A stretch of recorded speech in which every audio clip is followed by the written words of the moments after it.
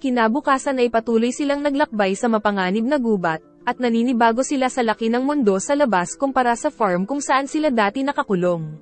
Tinignan ni Emma ang kompas saka nagbabala na kailangan nilang magsama-sama dahil baka magpadala ng mga sundalo ang mga demon para tugisin sila. Naupo sila para kumain subalit tinitipid din nila ito dahil hindi pa tiyak ang kanilang destinasyon. Sinabi ni Ray kay Emma na nagmasid daw siya sa paligid ngunit walang mga bakas ng halimaw kaya hindi dapat mag-alala ang kaibigan, at dagdag pa ni Ray na siya na daw muna ang baalang magbantay. Iniisip ng apat kung saan sila pupunta, nang ilabas ni Ray ang isang panulat na pagmamay-ari ni William Minerva na siya namang binigay sa kanila ng yumaong kaibigan na si Norman. Nang buksan ng panulat ay may nakita silang hologram na coordinate kung saan sila dapat magpunta. Natuklasan din ni Ray ang lihim na code sa hologram, at gamit ang isang libro ay nailagay nila ang tamang password kaya nakita ang susunod pang coordinate. Nalulungkot ang mga bata nang maalala nila si Norman maging ang pagsasakripisyo nito para makaligtas sila, ngunit pinalakas nila Emma at Don ang loob ng mga kasama. Nakakita sila ng bulaklak na nakita din nila sa libro, dahil naglalaman ito ng tubig na maaari nilang mainom.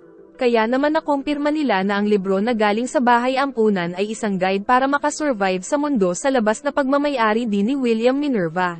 Dahil dito ay naisip ni Emma na hanapin si Mr. Minerva para makapaghanda sila sa pagbabalik sa farm para iligtas ang mga bata na naiwan doon, samantala hinahanap na sila ng mga halimaw, na gamit ang matatalas na pang-amoy ay nalaman kaagad ang direksyon na pupuntahan ng mga bata. Patuloy na naglakbay ang mga bata nang mapahinto si Ray dahil may nararamdaman. Naramdaman din ng mga bata ang panganib na labis nilang ikinatakot kaya pinatay nila ang mga ilaw. Ngunit nakita pa rin sila ng isang abnormal na demon kaya sinabi ni Emma na isipin nilang naglalaro lang sila ng tag ngunit nadapa ang isang bata na agad naman niyang niligtas. Pumunta naman sa unahan si Don para senyasan ang mga bata kung saang direksyon sila pupunta. Nakita nila Emma at Ray na pinangungunahan nila Gilda at Don ang pagtakas, kaya naisip nilang sila na ang bahala sa halimaw ngunit muntik nang mahulog sa trap si Emma na nasa libro din daw sabi ni Ray. Dahil dito ay nagplano si Ray na ihulog ang halimaw sa trap habang si Emma naman ay tutulong sa iba pang mga bata sa pagtakbo. Gamit ang gasera ay pinukaw ni Ray ang atensyon nito para magpahabol sa trap, ngunit nagulat si Ray nang biglang mapaslang ang abnormal na halimaw dahil dumating na pala ang mga matatalinong halimaw. Pagkatapos mag-ukit sa puno ay matapang na hinarap ni Ray ang mga ito sa kaniloko ang mga halimaw na patay na daw ang iba pang mga bata. Nagpahabol si Ray, habang nagtataka naman sila Emma dahil sa malakas na sipol na narinig at dahil hindi pa rin nakakabalik si Ray.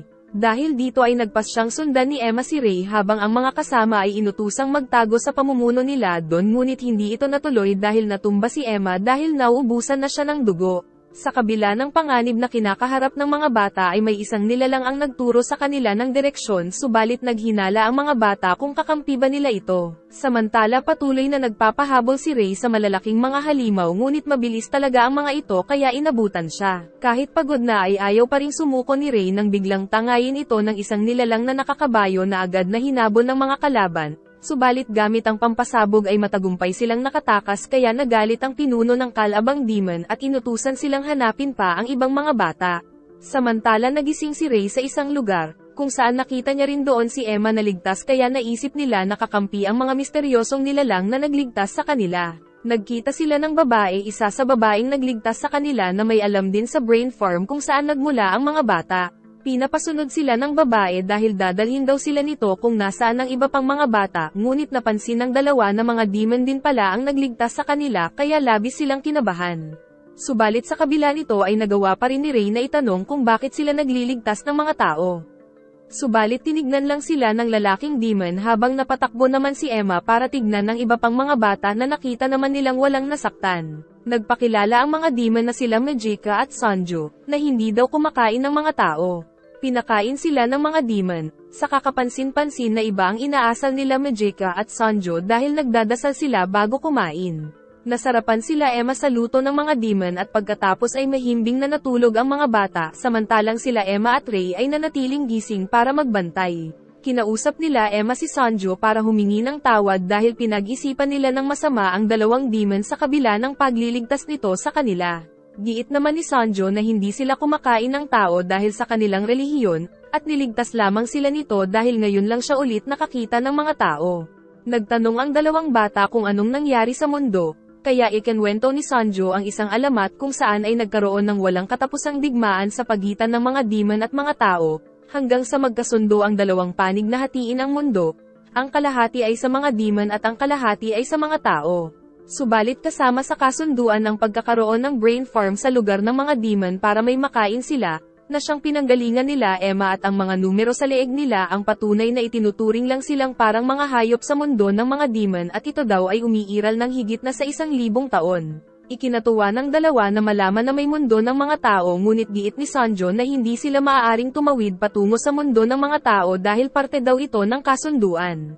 Gayunpaman ay hindi alintana nila Emma at Ray ang kaakibat na panganib ng gusto nilang mangyari. Kinabukasan ay nakita naman ng mga kalabang demon ang inukit ni Ray na coordinate sa puno, habang ang mga bata ay nagpatuloy sa paglalakbay sa loob ng lagusan na ginawa ni Sanjo. Binigyan din sila ng tips sa mapa ng dalawang demon kung saan sila dapat dumaan para makaiwas sa iba pang mga demon ngunit mas magiging malayo ang paglalakbay. Tinuruan din sila ng dalawang demon sa pagsisibak ng kahoy at maging sa pagluluto. Nasarapan si Emma sa pagkain na luto ni Ray, at giit naman ni Ray na si Majeka daw kasi ang nagturo sa kanya. Nagpatuloy sa paglalakbay ang mga bata habang tinuturuan sila ng mga demon ng iba't ibang mga kasanayan na magagamit nila para mabuhay sa gubat. Tagumpay na natutunan ni Emma ang paggamit ng pana, at nang lalabas si Sanjo para magmanman sa paligid ay nais na sumama ni Emma. Sinakay siya ng demon sa kabayo. Sa kapagdating sa isang lugar ay nais naman magpaturo ni Emma kung paano manghunting. Subalit nagdalawang isip na paslangin ang isang ibon dahil naaawa siya. Giit naman ni Sanjo na kailangan niya itong gawin kung gusto nilang makasurvive kaya lakas loob niya itong pinana. Pagkatapos ay tinuruan siya ni Sanjo na gumamit ng gopna, o isang halaman na namumukadkad kapag tinusok sa puso, dahil ito daw ang tradisyon ng mga demon bago nila kainin ang isang nilalang. Napilitan si Emma na gawin ito, ngunit labis siyang nalungkot nang maisip na ginamit din ang gopna sa mga kapatid niyang na-harvest sa loob ng brain farm. Giit ni Sanjo na hindi ito gagana kung walang panalangin kaya nanalangin din si Emma kaya namulaklak na ang halamang tinusok sa puso ng ibon. Dahil sa tulong nila Sanjo ay matagumpay silang nakalabas sa gubat at bakas sa mukha ng mga bata ang ngiti ng masilayan ang malawak na lupain.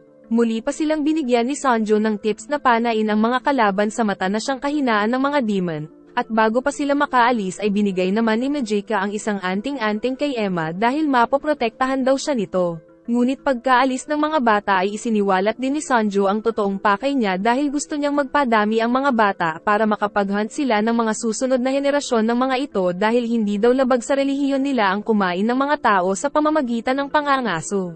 Kinagabihan ay inubos ni Sanjo ang mga bodyguard ng demon na humahabol sa mga bata saka nagkaharap din sila ng pinuno ng mga ito. Samantala nakarating na ang mga bata sa tamang coordinates ngunit wala naman silang natagpuan sa nasabing lugar, dahil dito ay ginamit ulit nila ang hologram na nagmula sa ballpen, at gamit ang libro ay nalaman ulit nila ang tamang password na nagpakita ng isang mapa.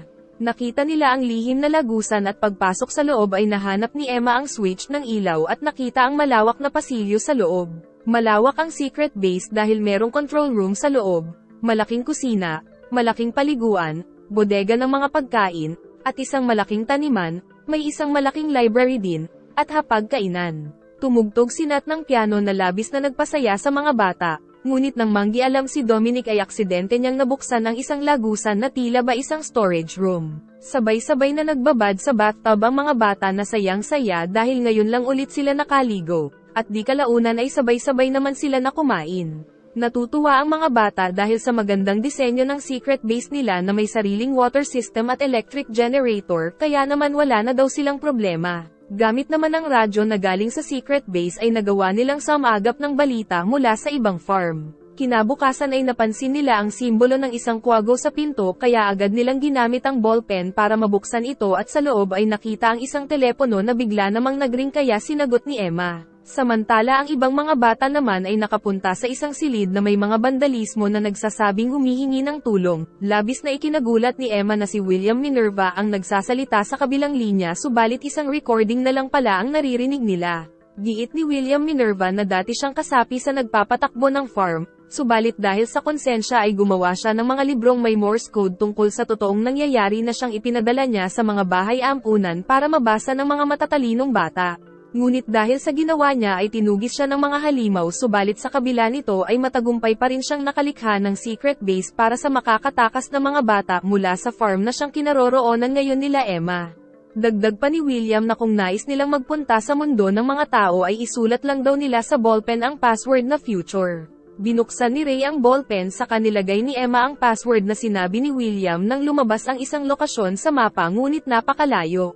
Kaya naman iminungkahi ni Ray na iligtas muna nila ang mga naiwang mga bata sa farm bago sila maglakbay patungo sa mundo ng mga tao, kaya ang sumunod na mga araw ay inilaan ng mga bata sa pag-iimbak ng pagkain at pagsasanay sa paggamit ng pana.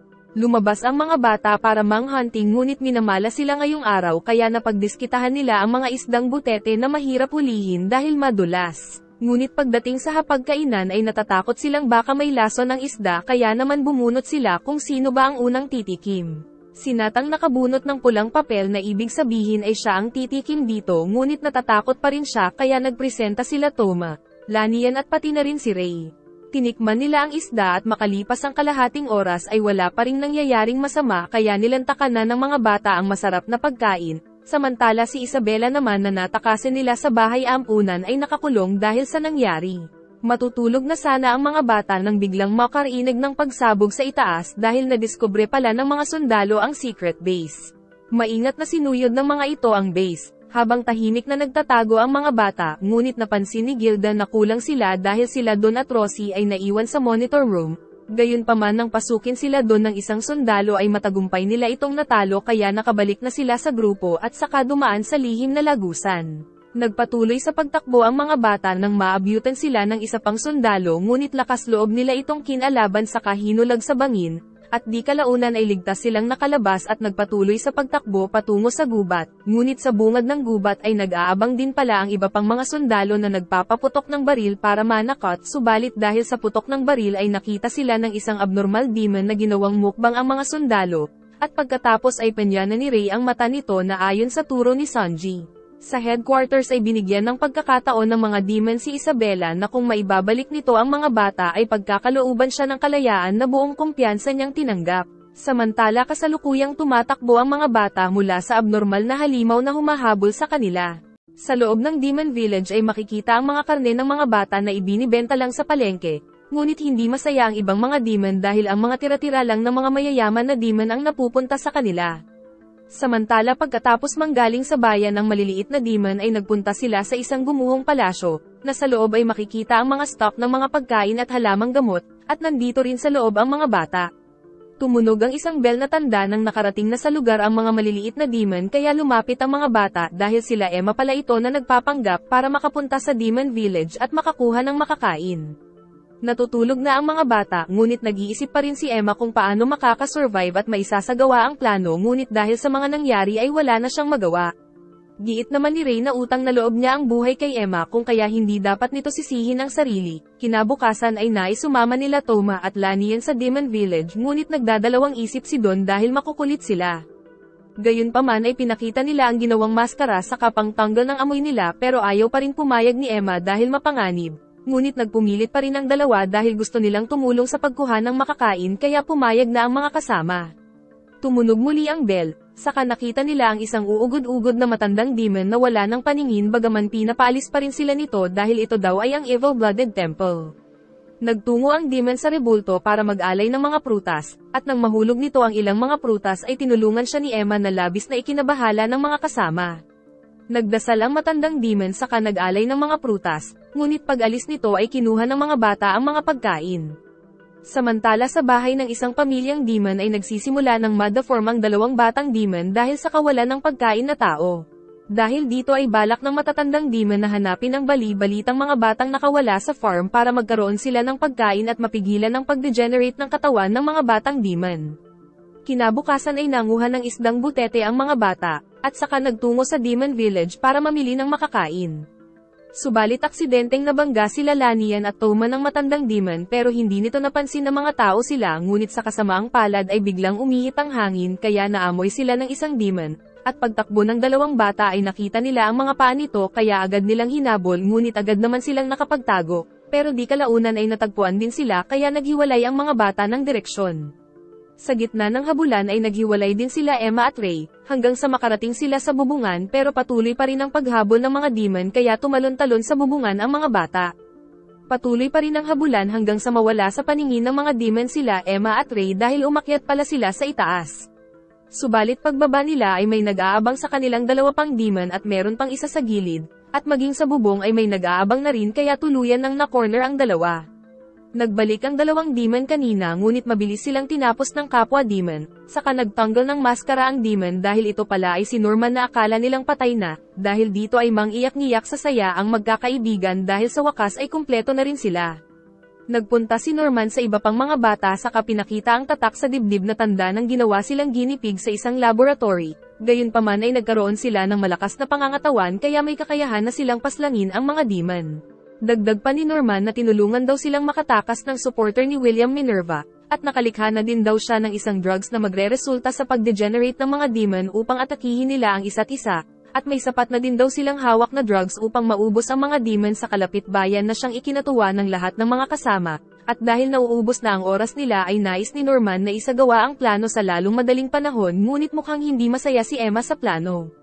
Kinagabihan ay pinuntahan ni Ray si Emma sa itaas, dahil alam daw ni Ray na ayaw ni Emma ng plano ni Norman. Depensa naman ni Emma na kinaawaan pa rin niya ang mga demons dahil may mga pamilya din sila, at saka may kaibigan din silang dalawang demon. Dahil dito ay pinayuhan siya ni Ray na kausapin si Norman tungkol dito upang makaiwas sa mas matinding panganib kung biglang magbabago ang isip ni Emma sa kalagitnaan ng misyon. Nagtungo ang dalawa sa base nila Norman ngunit ang mga kasama lang nito ang nadatnan. Sa loob ay nakilala nila sila Cislo, Barbara, at Vincent, na natawa nang malaman na malambot daw pala dati si Norman ngunit ibang-iba ang kilos nito ngayong boss na nila, giit nila Cislo na niligtas sila ng boss nila mula sa lab, at maging ang iba pang mga bata mula sa ibang mga farm ay nailigtas din ni Norman at naitago sa ligtas na lugar. Nalaman ng dalawa kung gaano kalaki ang galit ng tatlo sa mga demon, dahil si Barbara ay kinakain pa ang karne ng isang halimaw dahil masyado niyang kinamumuhian ang mga ito dahil pinahirapan sila sa loob ng lab. Napansin naman ni Barbara na mukhang hindi masaya si Emma sa plano ng boss nila kaya pinagbantaan siya nito na sa sobrang galit ay nagka-crack ang lamesa. Sinaway ni Cislo ang babae, ngunit pinaliwanag ng dalawa na nais din daw nila na ubusin ang lahat ng mga demon dahil habang nakaupo sila doon ay kinakain ng mga demon ang mga kapatid nila sa farm. Pagdating ng kaibigan ay pinag-usapan nila ang plano kung sigurado ba si Norman nagagana sa lahat ng demon ng drugs kahit na sa mga tulad nila Sanji at Mujika na hindi kumakain ng tao. Nalaman nila na alam din pala ni Norman ang tungkol kay Mujika na tinatawag na evil-blooded girl dahil ang dugo daw nito ay isang alternatibo upang hindi na kailanman kumain ng tao ang mga demon ngunit akala ni Norman ay isa lamang itong alamat. Dahil sa nalaman ay ninais ni Norman na hanapin at paslangin sila Sanju at Mujika dahil isang malaking tinik sa plano ang dalawang demon ngunit hindi ito nagustuhan ni Emma dahil nais niyang gamitin na lang ang dugo ni Mujika para magkasundo ang mga demon at mga tao. Depensa naman ni Norman na masarap na pagkain daw ang tingin sa kanila ng mga demon kaya naman hindi uobra ang plano ni Emma. Kaya naman naisip ni Emma na tumakas na lang daw sila papunta sa mundo ng mga tao. Nilabas ni Emma ang ballpen at pinakita ang lokasyon ng gate papunta sa human world, ngunit nilabas ni Norman ang updated na ballpen na nakuha niya sa lab at sinabing ang gate daw na nakikita ni Emma ay sarado na ngayon, dahil ang natitirang gate na lang na meron sila ay nasa Gracefield House kung saan sila nanggaling at ito ay napapaligiran din ng headquarters ng mga demon. Dagdag pa nito na hindi din daw sila sigurado na tatanggapin sila sa human world, kaya naman giit ni Norman na ang pinakamaganda talagang solusyon ay ang ubusin ang mga demons. Dahil dito ay nakipagkasundo si Emma na hahanapin niya sila Sanjo at Mujika sa loob ng 5 araw, at kapag nagawa niya ito ay susubukan nila ang plano ni Emma na gamitin ang dugo ni Mujika. Nagpaalam na ang dalawang kaibigan, saka nagpunta na si Norman sa lihim niyang laboratorio at nang malaman ng mga kasama ang napag-usapan nila ay labis na nagalit si Barbara ngunit biglang nakaramdam ng side effect dahil sa experiment na isinagawa sa kanya sa loob ng farm kaya uminom ng mga gamot. Napansin naman ni Vincent na nauubos na ang oras nila dahil maging sila ay dumadalas na ang side effect kaya napatanong si Cislo kay Norman kung kakampi pa rin ba nila siya pagkatapos makausap sila Emma at Ray. Nilinaw naman ni Norman na walang nagbago sa plano, saka nais din niyang tapusin ang evil-blooded girl kapag dinala sa kanila nila Emma dahil sa masyado na raw malayo ang narating nila para umurong sa plano. Umuwi sila Emma sa base nila para ibalita ang napagkasundoan sa pag-uusap na siyang ikinagulat ng lahat, pero di kalaunan ay naintindihan din nila ang nais mangyari ni Emma sa kaniyaya ng dalawa sila Gilda at pati na rin si Don na sumama sa paghahanap kila Sanjo at Mujika. Samantala nakakaramdam na rin ng side effect si Norman na nagsuka ng dugo kaya naman nauubos na rin ang oras niya. Sa flashback ng buhay ni Norman noong na-shipped out siya ay pinakilala siya ni Isabella kay Peter Rattray na siyang pinuno sa laboratory. Araw-araw na sumasailalim sa pagsusulit si Norman subalit kahit na mas hinihirapan daw ito ng mga crew ay palagi pa rin siyang nakakakuha ng perfect scores. Nag-iwan din siya ng mensahe sa Rubik's Cube na naging dahilan para makilala niya si Vincent. Dito rin isinasagawa ang iba't ibang mga experiment sa mga bata upang mas mapaganda pa ang kalidad ng utak ng mga bata sa future para masiyahan ng mga halimaw sa pagkain dito na siyang araw-araw na nasasaksihan ni Norman. Gayunpaman ay pinapalakas niya ang loob, bantay sarado ang mga kilos niya kung kaya naging maingat siya sa bawat hakbang ng mga plano na isinisilid niya sa Rubik's para mabasa ni Vincent, hanggang sa isang araw ay nakagawa siya ng pampasabog na siyang puminsala sa control room dahilan para makatakas sila, at dito na rin iniabot ni Smee na supporter ni William Minerva ang bagong ballpen, at pinakawalan nila ang iba pang mga bihag sa katumakas sa lugar. Sa kasalukuyan ay matiyaga nilang hinahanap sila Sanjo at Mojika. At gamit ang mapa ay nasusuyod nilang mabuti ang kagubatan. Nakakita sila ng malaking bakas ng demon kaya kailangan na nilang umalis, saka nagpakita ang malaking demon na may gawa ng mga bakas ngunit nakatago sila sa isang puno. Kinabukasan ay napag-usapan ng magkakaibigan kung bakit minamadali ni Norman ang plano, kaya naisip nila na may tinatago ito sa kanila. Maging sa mapanganib na lugar ay nagtungo ang magkakaibigan nang mapansin nila ang bakas ng paa ng kabayo ni Sanjo na agad nilang sinundan. Samantala dahil nauubusan na ng oras si Norman ay isasagawa na niya ang plano dahil kahit mamatay siya ay maliligtas naman ang mga kaibigan. Sa gubat ay biglang lumabas ang isang halimaw kaya muntik nang mabagsakan ng puno si Emma, sa kabaliwala ang mga palaso nila dito. Pinana ito ni Emma para magpahabol sa halimaw, nang makita nila Sanjo ang mga nasirang puno pati na rin kwintas na binigay nila kay Emma kaya nalaman nilang nasa panganib ang mga bata. Samantala hinahabol pa rin ito si Emma, nang biglang panain ni Ray sa mata dahilan para mapabagsak ang malaking halimaw, subalit nang maupo si Ray ay nakita niyang kakainin na si Emma ng halimaw, ngunit dumating sila Sanjo at Mojika na siyang nagligtas sa mga bata. Walang atubiling sinabi ng mga bata ang sitwasyon sa dalawang demon, nang biglang makaramdam sila ng pagsabog kaya naisip nilang isinagawa na ni Norman ang plano habang wala sila. Nakita din nila Toma at Lania ng pagsabog sa bayan dahil kasalukuyan itong binobomba nila Norman at nang malanghap ng mga ito ang usok mula sa chemical ay nagiging mga baliw at abnormal na mga demon sila at kinakain ang kapwa demon. Pagkatapos ay nagtungo si Norman at ang mga kasama sa bayan upang tapusin na ang lahat ng mga halimaw samantalang nagmamadali naman sila Emma na makabalik sa bayan. Napigilan si Norman na paslangin ang isang batang demon nang marinig niya na ang pangalan din nito ay Emma saka nagpunta ito sa matandang demon na bulag. Sumabog pa ang isang chemical na gawa nila Norman ngunit hindi nag-degenerate ang matanda kaya naman sinubukan siyang paslangin ng batang lalaki ngunit nasalag siya ng kamay nito. Pinainom ng matanda ang dugo niya sa batang demon dahilan para manumbalik ang totoong anyo nito kaya nalaman ni Norman na evil-blooded din ang matanda kaya balak niya na itong paslangin nang dumating naman si Emma kasama ang mga kaibigan. Nag-degenerate at nababaliw ang mga demon dahil sa ipinakalat na drugs nila Norman kaya inaatake ng mga ito ang kapwa nila demon. Nagulat si Norman nang makita na nagawa nga ni Emma ang misyon na dalhin ang mga evil-blooded demon sa kanya, ngunit huli na daw ang lahat dahil malalaman ng farm ang ginawa nila. Subalit alam ni Emma na hindi rin ito gusto ni Norman dahil hindi niya magawang patayin ang dalawang demon sa harapan. Papalapit si Emma sa kaibigan habang sinasabing sa tingin niya daw ay isang batang umiiyak si Norman saka sinabing hindi daw nito dapat sarilinin ang mga pagsubok at maging si Ray ay sang-ayon sa sinasabi ni Emma. Ang siyang pag-abot ng kamay ni Emma ay siya namang pagtulo ng luha ni Norman kaya nahulog niya ang patalim at yamakap sa kaibigan dahil gusto pa daw niyang mabuhay ng matagal ngunit hindi na posible dahil pinag-eksperimentohan din siya sa lab. Narinig nila ang malaking demon kaya kailangan na nilang tumakbo ngunit nakita nila na nasa panganib ang matanda at batang demon kaya pinutol ni Sanjo ang kamay saka ipinakain sa demon at pagkatapos ay muling nanambalik ang tunay nitong anyo na isang batang demon. Binigyan naman ni Mujika ng isang basong dugo niya ang isang babae para ipainom din sa mga anak nito. Samantala nakita ni Barbara ang mga inosenteng demon ngunit hindi niya matuloy paslangin ang mga ito dahil naaawa siya. At maging si Sazi ay pinigilan din ni Barbara sa pagpaslang sa batang demon. Nagpakita si Norman sa likod nila na sinasabing hindi daw talaga niya nais na maghiganti, kundi ang iligtas lamang ang buong pamilya niya. Inamin din ni Norman na ginawa din siyang guinea pig sa lab na lingid sa kaalaman ng mga kasama, dahil gusto niyang maging isang maaasahan na boss. Hindi ito matanggap ni Vincent dahil nais niyang maghiganti ngunit sinaway siya ni Sislo, at maging sila Barbara at Sazi ay sang-ayon sa desisyon ng boss nila. Dumating sila Mujika para ibalita na marami na silang nailigtas na demon gamit ang dugo niya at di kalaunan ay maisasalba nila ang buong bayan. Pinapatago na sila ni Sanjo dahil baka dumating daw ang mga demon sa farm, samantalang sa base naman ay nasagap daw sa radyo nila Toma at Lanian ang balita na ang mga naiwang kasamahan nila sa Gracefield ay maha-harvest na. Samantala sa farm naman ay kausap nila ang isang halimaw dahil isa pala itong patibong nila Peter Rattray at Isabella dahil alam nila na ililigtas ng mga nakatakas na bata ang mga kaibigan na naiwan sa farm. Pinapag-usapan naman ng mga bata kung itutuloy ba nila ang pagliligtas sa mga naiwan sa farm sa kabila ng sobrang mapanganib ito at alam din nila na baka isa lamang itong patibong.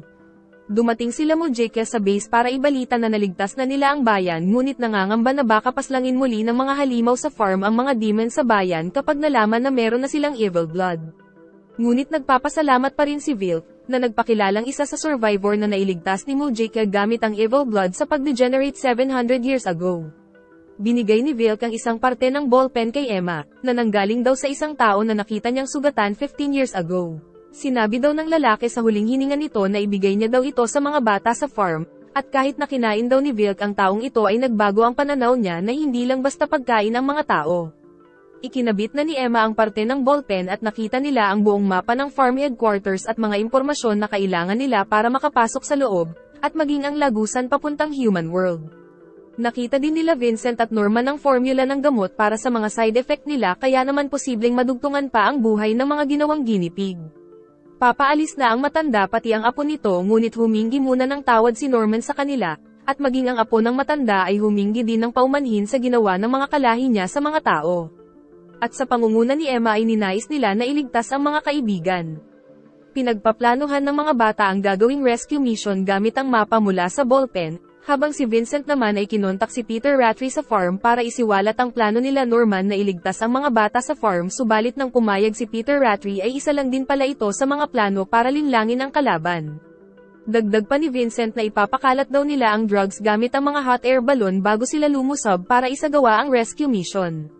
Dahil dito ay sinabi ni Isabella na siyang bagong grandma sa farm na inihanda na daw niya ang seguridad ayon sa balita na nasagap nila, sa kabalak din pala ni Peter na traidorin si Vincent. Kinabukasan ay inihanda na ng mga matatanda ang mga bagahe ng mga bata na natutuwa ngunit natakot si Phil dahil alam niya ang tunay na nangyayari. Gumagawa ng mga sandata at pampasabog ang mga takas para sa misyon, hanggang sa pakawalan na nila ang napakaraming mga hot air balloon ngunit kasalukuyan nang naglalakad ang mga bata papalabas ng farm habang nakikita naman nila Peter Rattray ang mga hot air balloon sa monitor kaya lihim nilang pinapunta ang mga demon guard para abangan ang pagbaba ng mga takas na bata. Gamit ang javelin ay pinagbabato ng mga demon guard ang mga hot air balloon kaya nagbagsakan ang mga ito sa farm. At paglapit ng mga demon ay nakitang wala itong sakay na bata ngunit biglang sumabog, at gayon din ang iba pang mga hot air balloon. Biglang bumaba si Sanjo mula sa isang lobo saka mabilis na pinagpapaslang ang mga kalabang demon, at maging ang mga bata ni Norman ay isa-isa na ring nagbabaan saka binigay sa mga demon ang gulo na hinahanap nila. Matagumpay na nakababa sa Gracefield ang mga bata saka dumaan sila sa balon na ayon sa nakita nila sa mapa sa ballpen.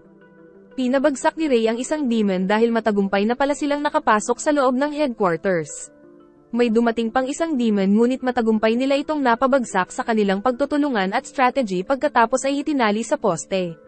Nagtataka ang mga batang paslit sa mga narinig na pagsabog pati na rin ang mga matatanda, nang biglang magpakita kay Phil si Jemima na nakatakas na noon para iligtas sila sa kanito inabot ang isang mensahe na nanggaling daw kay Emma. Samantala naka-access na sa system sila Vincent at Norman, at maging sila Emma ay nasa posisyon na rin na nakita ng mga demon ngunit pinana niya ang camera. Pagkatapos ay nagawa din nilang mahak ang control room at pagkatapos magsalita ni Vincent ay nawala ang power sa loob nito samantala patuloy sa pagsira ng mga camera ang grupo nila Emma. At sa tulong pa ni Vincent ay nagawa nilang makakonect sa audio ng headquarters kaya nagbigay si Emma ng instruction kung paano makakatakas ang mga bata sa pamamagitan ng pagkukunwari na naglalaro lang sila ng tag. Namatay ang power na siya namang pagtakbo ng mga bata at nasaraduhan ang mga matatanda sa loob. Sa utos ni Norman ay nagpunta sila Sislo na tagumpay na napaslang ang mga demon, Barbara, Sazi, at Sanju sa balon para magtungo sa elevator. Unang nakarating sila Emma sa elevator, na nakakapagtakang walang bantay ngunit naiyak nang makita si Phil na ligtas, at maging ang lahat ng mga batang naiwan mula sa iba't ibang direksyon. Subalit pag-activate ni Emma ng elevator ay nagsarado ang mga pinto saka nagpakita sa itaas ang mga matatanda na may hawak na baril. Dumating si Isabella na isa na ngayong grandma, maging si Peter Rattray na gatekeeper para pigilan ang mga bata. Tinanggal nila ang mga sandata ayon sa utos ni Isabella, at wala na silang magawa habang papababa ng hagdan ang dalawa. Gayunpaman pagbaba ay nagtraidor si Isabella pati ang ibang mga matatanda kay Peter Rattray dahil hindi na sila nangangambang masawi, dahil ayon kay Isabella ay na-deactivate rin ang mga chip na nakalagay sa dibdib nila ng mahak ang system kaya na-checkmate na nila si Peter Rattray. Pero sa kabila nito ay hindi pa rin nangamba si Peter dahil paparating na daw ang reinforcement dahil nagkaroon na pala ulit ng power ang control room na nagpadala ng mga sundalong demon na may hawak na mga sibat. Subalit biglang napansin ng headquarters na inaatake ang outer gate nila, at iyon pala ang mga demon na tinulungan nila Emma at hindi ang mga reinforcement. Nakapasok ang mga kakamping demon at kinalaban ang mga demon sa farm, nang biglang nakapasok na rin sa headquarters ang grupo nila Sanjo. Pinuntahan sila nila Vilk at Mujika sa lugar habang nagtataka naman si Peter kung bakit hindi kinakain ng mga demon ang mga bata kaya sinabi ni Vilk na dahil daw ito sa dugo ni Mujika na evil-blooded na labis na ikinabigla ni Peter dahil akala niya ay napaslang nila ito noon. Giit pa ni Vilk na nais nilang tapusin ang pamamalakad ng mga farm na labis na ikinatakot ni Peter na napaluhod na lang dahil natanggap na ang pagkatalo. At kapag nawasak na ang mga farm ay mawawala na rin ang trabaho ni Peter bilang isang gatekeeper kaya niyaya ito ni Emma na sumama sa kanila. Subalit hindi pa rin matanggap ng gatekeeper na mawawala na ang posisyon niya kapag nagtagumpay ang mga bata sa plano. Ang Rattray clan ay ang pamilya na siyang naging gatekeeper mula pa noong unang panahon, at ang pinuno nito dati ay ang kuya ni Peter. Nalaman ni Peter na tinraidor ng kuya niya ang ibang mga clan para magkaroon ng posisyon na gatekeeper, kapalit ng buhay ng mga batang nagmula sa ibang clan na siyang naging mga bata sa farm na hina-harvest ng mga demon, ngunit pagkatapos nito ay araw-araw na binulabog ng konsensya ang kuya ni Peter, pero si Peter naman ay tuwang-tuwa sa kahangalan na ginawa ng kuya niya. Subalit dahil dito ay nagbago ang kuya niya at tinawag na William Minerva ang sarili, at siyang nagpadala ng mga kagamitan kagaya ng mga libro at ballpen na may hologram map para makaligtas ang mga bata sa loob ng farm subalit hindi ito nagustuhan ni Peter dahil gusto niya ang posisyon na gatekeeper kaya isang gabi ay ipinapatay niya ang sariling kapatid. Dahil sa mga nangyayari ay tuluyan ng lumuwag ang tornilyo sa ulo ni Peter na naging dahilan para tapusin ang sarili niyang buhay. Sumikat ang araw at nasilayan ang tagumpay ng mga mababait na demon, at maging si Sanjo ay natalo rin ang mga demon sa control room. Samantala nakarating na sa palasyo ng mga demon ang balita, habang ang mga bata naman ay minamadali na ni Isabella na tumakas patungo sa human world. Sinubukan ni Emma na yayain sila Isabella ngunit ayaw ng matatanda dahil nais daw nilang pagbayaran ang mga kasalanan na nagawa. Ngunit giit ng mga bata na napatawad na nila ang nanay sa nagawang kasalanan sa kanila, dahil sa huli ay mas nananaig daw ang mga alaala nila kay Isabella sa kung paano sila inalagaan nito noong maliliit pa sila na siyang tuluyang nagpatulo ng luha ni Isabella. Pagkatapos magpaalam ni Emma kila Vilk ay pinagana na nito ang elevator kaya bumaba ang platform sakay ang lahat ng mga tao. Bumukas ang isang pinto saka nakita na rin nila sa wakas ang lagusan patungo sa human world. Ginamit nila ang ballpen para buksan ito, at saka isa-isa na silang pumasok sa loob subalit nais pala na magpaiwan ng grupo nila Emma dahil sa napag-usapan nilang nais nilang dalhin ang lahat ng mga bata sa iba pang mga farm patungo sa human world. Giit ni Mujika nakakampi siya ni Emma sa pagnanais nitong mabago ang mundo, ngunit babala ni Sanjo na gagawa daw ng mga hakbang ang mga maharlikang demon laban sa mga balak nila kaya naisip ni Norman na kailangan nila ng firepower, at nang marinig ito ng mga bata niya ay nagpasya na rin na magpaiwan ang mga ito. Dahil dito ay labis na kalungkutan ang naramdaman ng mga bata at si Phil naman ay napaiyak na rin ng tuluyan bago magpaalam at tuluyang sumara ang lagusan. Tagumpay sila na nakarating sa human world at namuhay sila ng mapayapa sa mundong tahimik, habang sila Emma ay patuloy na ginawa ang lahat ng makakaya para sa nakaatang sa kanilang misyon. Nakakilala sila ng dragon na demon at walang sawang ginampanan ang tungkulin alang-alang sa kapakanan ng mga tao na naiwan sa mundo ng mga demon. Hanggang isang araw ay nakauwi na rin sila sa wakas at nagyakap ang mga bata na naging matagumpay sa pinili nilang landas. Nag-enjoy ka ba? Salamat sa panonood at like and subscribe na Lodi please dahil makakatulong ito sa channel. Chup chup!